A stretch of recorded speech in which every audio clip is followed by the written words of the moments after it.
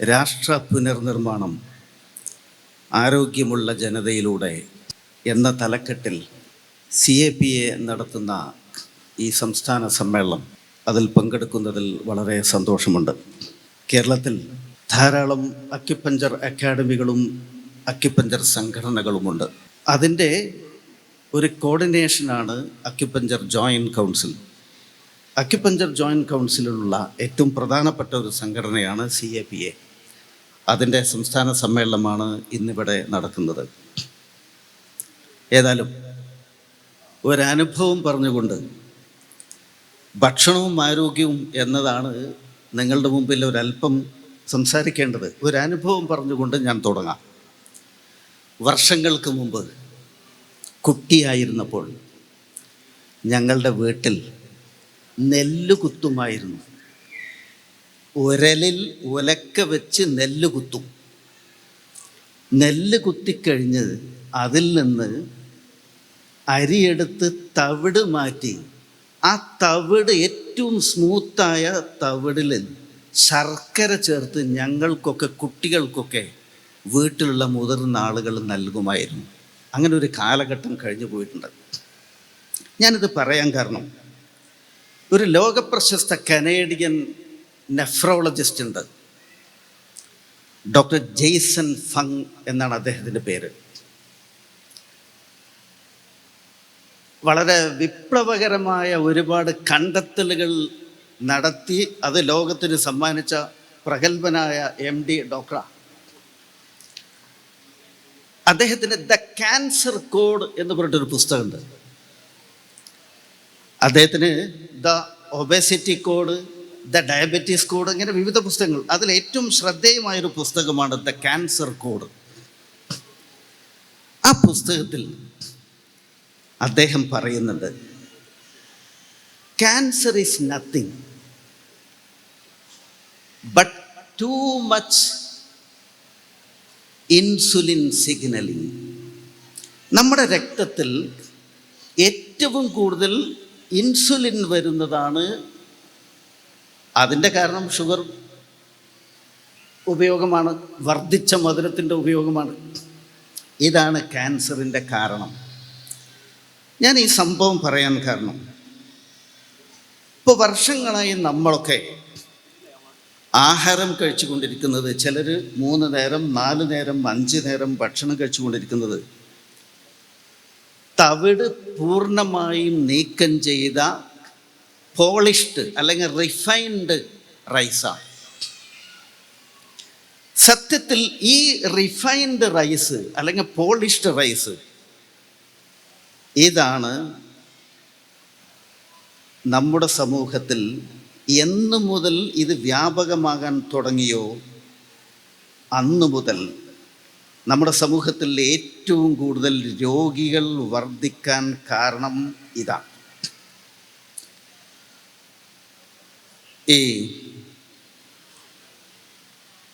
പ്രമേഹം, cancer, pressure, എന്തൊക്കെ രോഗങ്ങൾ, ജീവിതശൈലി രോഗങ്ങളുണ്ടോ, അതിൻ്റെയൊക്കെ അടിസ്ഥാനപരമായ കാരണം വർദ്ധിച്ച ഷുഗർ ഉപയോഗവും, അതിനെ ദഹിപ്പിക്കണം, അത് ശരീരം സ്വീകരിക്കണമെങ്കിൽ ശരീരം വർദ്ധിച്ച തോതിൽ ഇൻസുലിൻ ഉൽപ്പാദിപ്പിക്കണം.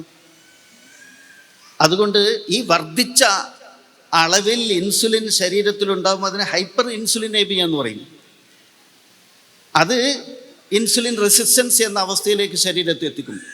ഇതാണ് അടിസ്ഥാനപരമായി സകലമാന രോഗങ്ങളുടെയും വർധനവിൻ്റെ കാരണം എന്ന് അദ്ദേഹത്തിൻ്റെ പുസ്തകത്തിലൂടെ വിശദീകരിക്കുന്നുണ്ട്. ഈ തവിട് ആളുകളെ സംബന്ധിച്ചിടത്തോളം വളരെ നിസ്സാരമായൊരു സാധനമാണ്. പക്ഷെ തവിടിലെ ഏറ്റവും പ്രധാനപ്പെട്ട ഘടകം ഒന്ന് ഫൈബറാണ്, രണ്ടാമത്തെ B വൈറ്റമിൻസ് ആണ്, B1, B3, B6, thiamine, niacin, pyridoxine പോലുള്ളത്. മൂന്നാമത്തെ ഒരുപാട് ആൻറ്റിബയോട്ടിക്കുകൾ അതിലുണ്ട്. പിന്നെ മിനറൽസ് ഉണ്ട്, മാഗ്നീഷ്യം, സിങ്ക്, മാഗ്നീസ് പോലുള്ള മിനറൽസ് ഉണ്ട്. ഇതൊക്കെ മനുഷ്യൻ്റെ ശരീരപ്രവർത്തനങ്ങൾക്ക് അനിവാര്യമായ ഘടകങ്ങളാണ്. ഈ സാധനം പരിപൂർണമായി ഒഴിവാക്കി വേണമെങ്കിൽ ഒരു തുണി ഉരിഞ്ഞ ധാന്യം, ഒരു നെയ്ക്കഡ് ഗ്രെയിൻ എന്ന് വേണമെങ്കിൽ പറയാം. അതാണ് സത്യത്തിൽ നമ്മുടെ സമൂഹം 2 നേരം 3 നേരം 4 നേരവും 5 നേരവും കഴിച്ചുകൊണ്ടിരിക്കുന്നത്. ഇതാണ്. ഇതോടൊപ്പം ആർട്ടിഫിഷ്യൽ മറ്റു മധുരങ്ങളും. ഈ അടുത്ത കാലത്ത് ഈ ലബോറട്ടറി ആനിമൽസിൽ നടത്തിയ രസകരമായൊരു പഠനമുണ്ട്. ഡോക്ടർ മഞ്ജുനാഥ് അദ്ദേഹത്തിൻ്റെ ഒരു സംസാരത്തിൽ ഇത് വിശദീകരിക്കുന്നുണ്ട്. 3 കാറ്റഗറി ആക്കി ആനിമൽസിന്. എന്നിട്ട് ഒരു വിഭാഗത്തിന് കൊക്കൈൻ കൊടുത്തു, മറ്റൊരു വിഭാഗത്തിന് ഹീറോയിൻ കൊടുത്തു, മൂന്നാമത്തെ ഒരു വിഭാഗത്തിന് ഷുഗർ സൊല്യൂഷൻ കൊടുത്തു. എന്നിട്ട് ഇതിൻ്റെ എക്സ്പെരിമെൻ്റ് നടത്തിയ ആളുകളെ ഞെട്ടിപ്പിച്ച റിസൾട്ട് എന്താ അറിയോ? ഏറ്റവും കൂടുതൽ വിഡ്രോവൽ സിംറ്റം കാണിച്ചത് ഷുഗർ സൊല്യൂഷൻ കൊടുത്ത ആനിമൽസിനാണെന്നാണ്.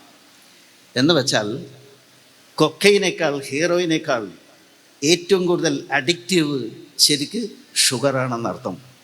ഇന്ന് നമ്മുടെയൊക്കെ വീടുകളിൽ രാവിലെ വെളുത്ത വെള്ളപ്പം ഉണ്ടാക്കി അത് കുട്ടികൾക്ക് ഇഷ്ടത്തോടെ തിന്നണമെങ്കിൽ പഞ്ചസാര ഇട്ട് അപ്പം തീറ്റിക്കുന്ന ആളുകളാണ് മിക്കവാറും നമ്മുടെ സമൂഹത്തിൽ ഒരുപാട് ആളുകൾ. എൻ്റെ പ്രിയപ്പെട്ട സഹോദരങ്ങളെ, നമ്മുടെ ചില ഇഷ്ടങ്ങൾ എന്താ അത് കഴിക്കണേ? അത് എൻ്റെ ഇഷ്ടമാണ്, അങ്ങനെയല്ലേ പറയാറുള്ളത്? എൻ്റെ ഇഷ്ടമാണ്.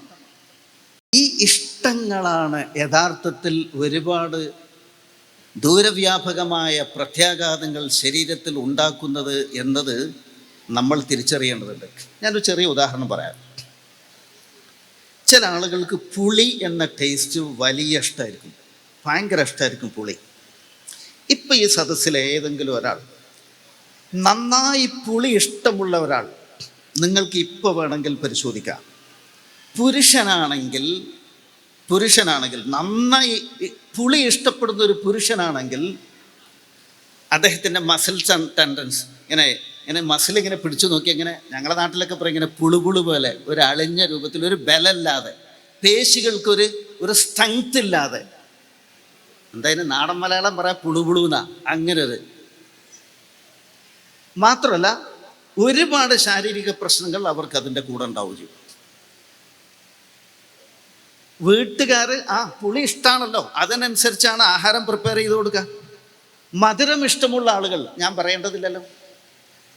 ഉപ്പ് ഇഷ്ടമുള്ള ആളുകൾ, പ്രത്യേകിച്ച് സ്ത്രീകൾ, ചെറുപ്പം മുതലേ ഉപ്പ് ഉപയോഗം കൂടുതലായിരിക്കും. നോക്കൂ നിങ്ങൾ, ഈ സ്ത്രീകളുമായി ബന്ധപ്പെട്ട ഒരുപാട് പ്രശ്നങ്ങൾ, ഒരുപാട് ഡിസോർഡേഴ്സ്, അതിൻ്റെ അടിസ്ഥാനപരമായ ഒരു കാരണം ശരിക്ക് വർദ്ധിച്ച തോതിലുള്ള ഉപ്പാണ്. ചുരുക്കത്തിൽ ഈ ഇഷ്ടങ്ങൾ, നമ്മുടെ ഇഷ്ടങ്ങൾ, അതിലാരും ഇടപെടണ്ടെന്നല്ല പറയാം, എൻ്റെ ഇഷ്ടങ്ങളിൽ ഇടപെടേണ്ടതില്ല എന്നല്ല പറയാം. ഈ ഇഷ്ടങ്ങളാണ് യഥാർത്ഥത്തിൽ വലിയ കഷ്ടപ്പാട്. ഇഷ്ടമാണ് നമ്മുടെ ശരീരത്തിന്, നമ്മുടെ ജീവിതത്തിന് അനേകം കഷ്ടപ്പാടുണ്ടാക്കുന്നത് എന്ന് തിരിച്ചറിയേണ്ടതുണ്ട്. സംസാരിക്കാൻ ആകെ സമയം 10 മിനിറ്റുള്ളൂ, ഞാൻ അവസാനിപ്പിക്കാം. ഈ വേദഗ്രന്ഥങ്ങളിൽ അവതരിച്ചിട്ടുള്ളത് മനുഷ്യരാശിക്ക് മാർഗദർശനം നൽകാനാണല്ലോ. ആ മാർഗദർശനം നൽകാൻ വേണ്ടി അവതരിക്കപ്പെട്ട വേദഗ്രന്ഥങ്ങളിലെ അവസാനത്തെ പതിപ്പായ വിശുദ്ധ ഖുർആനിൽ അത്ഭുതകരമായൊരു പരാമർശമുണ്ട്. ദൈവകോപം എന്ന് പറഞ്ഞൊരു പ്രയോഗം ഉണ്ടല്ലോ. ദൈവത്തിൻ്റെ കോപം ഇറങ്ങും, അള്ളാഹുവിൻ്റെ കോപം ഇറങ്ങും എന്ന് പറഞ്ഞിട്ട് വിശുദ്ധ ഖുർആനിൽ ഒരേ ഒരായത്തുള്ളൂ, ഒരു സൂക്തമുള്ളു. അതിൽ എൻ്റെ കോപം ഇറങ്ങും എന്ന് പറഞ്ഞ ഒറ്റ ആയത്തുള്ളൂ ഖുർആനിൽ. 6000-ലധികം സൂക്തങ്ങളുണ്ട് വിശുദ്ധ ഖുർആനിൽ. അതിലൊറ്റ ആയത്ത്, സൂറത്ത് ത്വാഹയിലെ 81-ാമത്തെ ആയത്ത് നിങ്ങൾ വീട്ടിൽ പോയിട്ടൊന്ന് വായിച്ചു നോക്കുന്നുണ്ടോ? കുലൂ മിൻ ത്വയ്യിബാതി മാ റസഖ്നാകും വലാ തത്ഗൗ ഫീഹി ഫയഹില്ല അലൈക്കും ഗളബി വമൻ യഹ്ലിൽ അലൈഹി ഗളബി ഫഖദ് ഹവാ. നാം നിങ്ങൾക്ക് നൽകിയ ഏറ്റവും അത്യുത്കൃഷ്ടമായ ആഹാരമേ നിങ്ങൾ കഴിക്കാവൂ. അതിൽ ആ അത്യുത്കൃഷ്ടമായ ആഹാരം കഴിക്കുന്നിടത്ത് നിങ്ങൾ അതിര് കവിയരുത്. അതിര് കവിഞ്ഞാൽ ഫയഹില്ല അലൈക്കും ഗളബി, നിങ്ങളുടെ മേൽ എൻ്റെ കോപം വരും. വമൻ യഹ്ലിൽ അലൈഹി ഗളബി ഫഖദ് ഹവാ, ആരുടെ മേൽ എൻ്റെ കോപം വന്നിറങ്ങിയോ അവൻ നശിച്ചതു തന്നെ.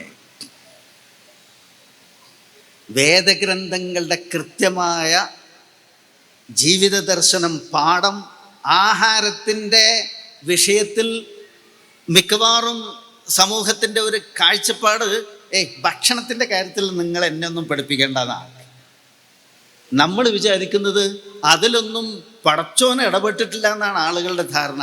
സത്യത്തിൽ ഞാൻ പറഞ്ഞല്ലോ, എൻ്റെ കോപം വന്നിറങ്ങും എന്ന് പറഞ്ഞ ഒരേ ഒരു സൂക്തമാണിത്. അതുകൊണ്ട് ഇപ്പം നമ്മൾ അതിര് കവിയുന്നത് യഥാർത്ഥത്തിൽ ഉത്കൃഷ്ടമായ ആഹാരങ്ങളിലല്ല.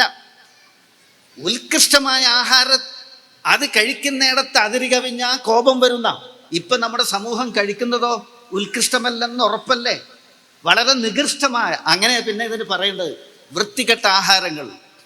അതിൻ്റെ ലിസ്റ്റ് ഞാൻ പറഞ്ഞാൽ ചിലപ്പോൾ ഇവിടുന്ന് ഇറങ്ങുമ്പോൾ എന്നെ ആരെങ്കിലും പിടിച്ച് തല്ലും. അതുകൊണ്ട് പല ആഹാരത്തിൻ്റെ ലിസ്റ്റ് ഞാനിവിടെ അവതരിപ്പിക്കുന്നില്ല. പക്ഷേ ഇതൊരു വളരെ പ്രധാനപ്പെട്ട ഘടകമാണ്.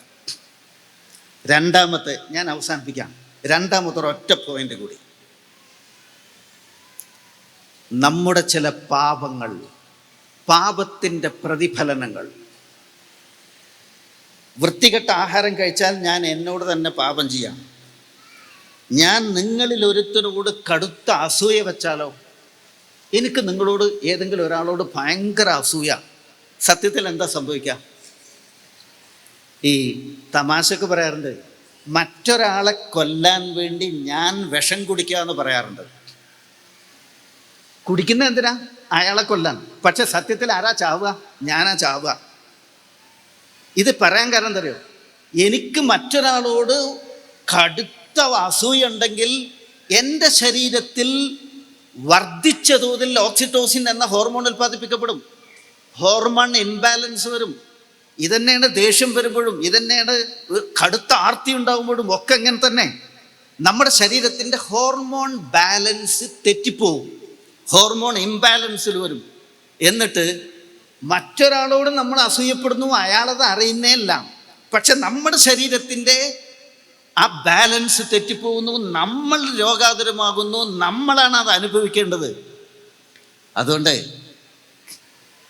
ഒറ്റവാക്കിൽ ഇങ്ങനെ പറയാം, ഏത് തരത്തിലുള്ള പാപങ്ങളാണെങ്കിലും ശരി, അത് അവനവനോടാണെങ്കിലും അന്യരോടാണെങ്കിലും ശരി, നമ്മുടെ ശരീരത്തിൻ്റെ ബാലൻസിങ് തെറ്റിപ്പോകും എന്ന കാര്യത്തിൽ സംശയമില്ല.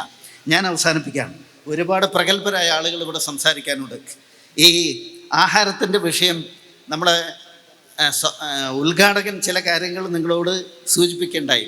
ഏതായാലും വിശദീകരിക്കേണ്ടതില്ല, കൂടുതൽ വിശദീകരിക്കുന്നില്ല, ഞാൻ അവസാനിപ്പിക്കുകയാണ്. പക്ഷെ ഒരു കാര്യം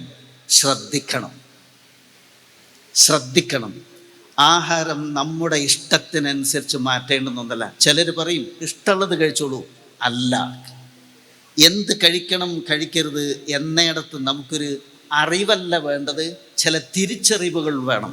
ഈ തിരിച്ചറിവുണ്ടാവുകയും നമ്മുടെ ആരോഗ്യം, അത് എത്രയാണോ ദൈവം തമ്പുരാൻ നമ്മുടെ ആയുഷ്കാലം തന്നിട്ടുള്ളത് അത്ര കാലം അത് ആരോഗ്യത്തോടെ അന്തസ്സായി ജീവിക്കാനുള്ള ഭാഗ്യമുണ്ടാവണം. ആ ഭാഗ്യം നമുക്കെല്ലാവർക്കും ഉണ്ടാവട്ടെ എന്ന് പ്രാർത്ഥിച്ചുകൊണ്ടും ആഗ്രഹിച്ചുകൊണ്ടും ഈ സമ്മേളനത്തിന് സകലവിധ ഭാവുകങ്ങളും നേർന്നുകൊണ്ട് ഞാൻ ഉപസംഹരിക്കുന്നു. നിങ്ങൾക്ക് നന്ദി.